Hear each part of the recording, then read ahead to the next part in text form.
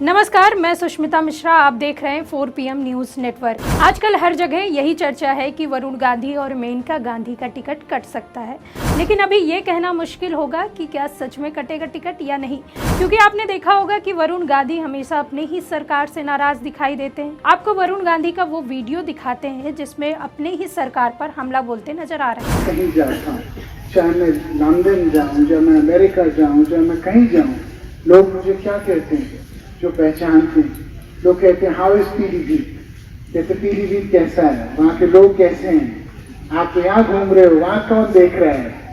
तो बात यह है कि मुझे कहीं ना कहीं लगता है कि हमारी पहचान इस पीलीभीत से है और पीलीभीत की पहचान हमारे से है, और ये बहुत पवित्र संगम, इस संगम को मैं हल्का नहीं करना चाहता।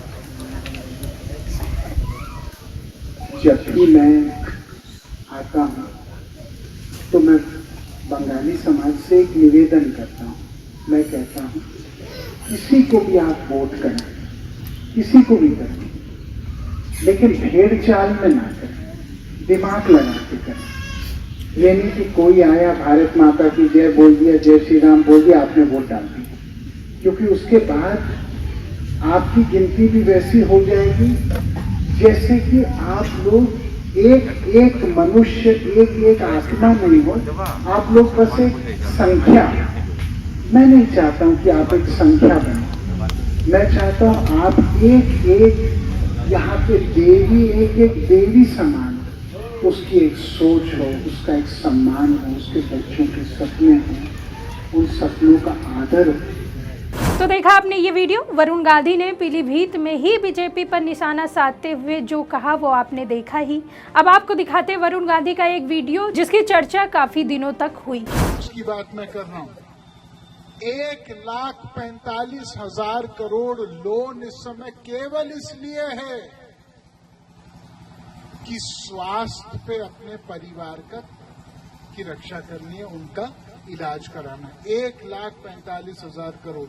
अब मैं एक बात पूछना चाहता हूं, ये 1,45,000 करोड़ में जो लोग नहीं दे पाएंगे, और बहुत सारे लोग हैं जो डिफॉल्टर बन जाएंगे, बकायेदार बन जाएंगे, क्योंकि उनके पास पैसे ही नहीं है, कहां से देंगे? अब मैं ये बात आपसे पूछना चाहता हूं कि क्या होगा उनके लिए? उनके घर की कुर्की होगी, उनका अपमान होगा, उनके संपत्ति की नीलामी होगी। क्या मैं सही कह रहा हूं, मैं गलत कह रहा हूं? अब मैं पूछना चाह रहा हूं, तो क्या इसका इलाज क्या होगा? केवल नारा दे के होगा, जय श्री राम, भारत माता की जय, हो गया सब काम? मैं भारत माता को अपनी मां मानता हूं, और मैं हनुमान जी का भक्त हूं, मैं भगवान राम को अपना इष्ट मानता हूं। लेकिन मैं आपसे एक बात पूछना चाहता हूं, आज जो बुनियादी समस्याएं हैं, जो बुनियादी समस्याएं से हर व्यक्ति ग्रसित है, क्या उनका हल नारे से केवल होगा या उनका हल नीतिगत सुधार से होगा? क्या मैं सही कह रहा हूं कि मैं गलत कह रहा हूं? सब हाथ उठे हुए हैं, सबके, सब समझ रहे हैं।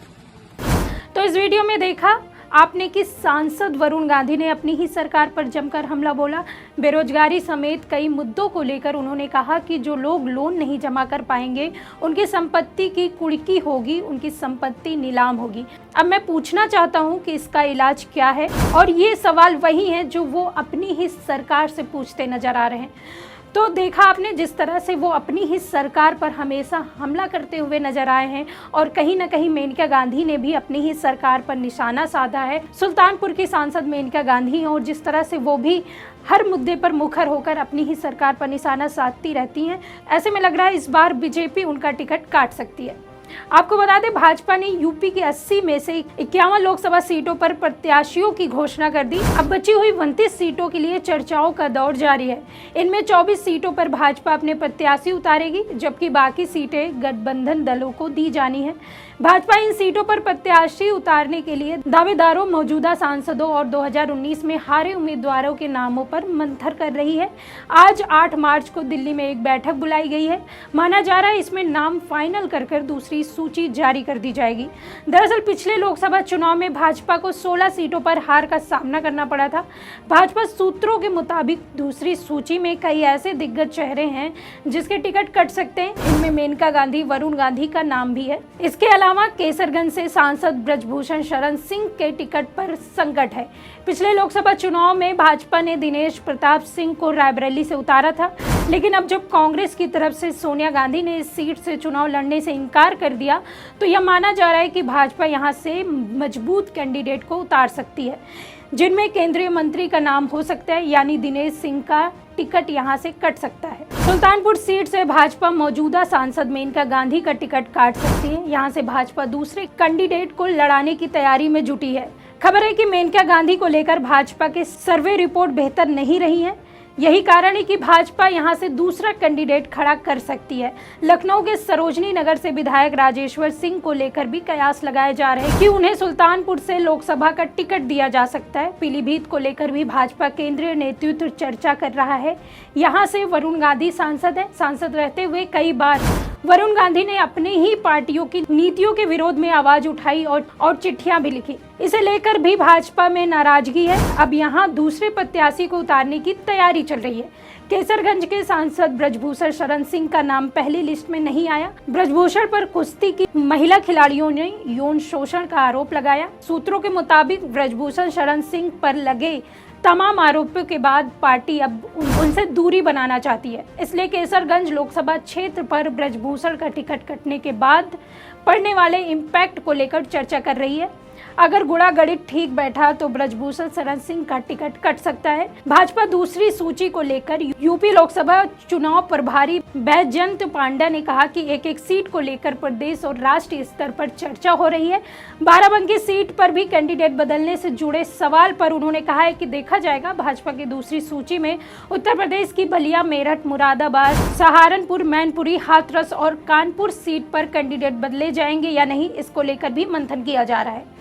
तो देखा आपने, जिस तरह से आपको हमने बताया कि मेनका गांधी, वरुण गांधी और ब्रजभूषण शरण सिंह जो सीटें हैं, इनकी सीट बदली जा सकती है या फिर इन्हें टिकट भी ना दिया जाए, क्योंकि जिस तरह से इन पर पार्टी विरोधी गतिविधियों पर आरोप लगे हैं मेनका और वरुण गांधी पर, और ब्रजभूषण शरण सिंह का तो आपको पता ही है। महिला कुश्ती खिलाड़ियों ने जिस तरह से आरोप लगाए हैं, अभी तक वो केस लटका हुआ है। इस वजह से कहीं ना कहीं बीजेपी साफ सुथरी छवि वाले कैंडिडेट को उतारेगी। अब देखने वाली बात ये होगी कि क्या बीजेपी इन तीनों सीट पर किसको उतारती है और किसको टिकट मिलता है। आप भी देखते रहिए और हमारी भी नजर बनी रहेगी। तब तक के लिए नमस्कार।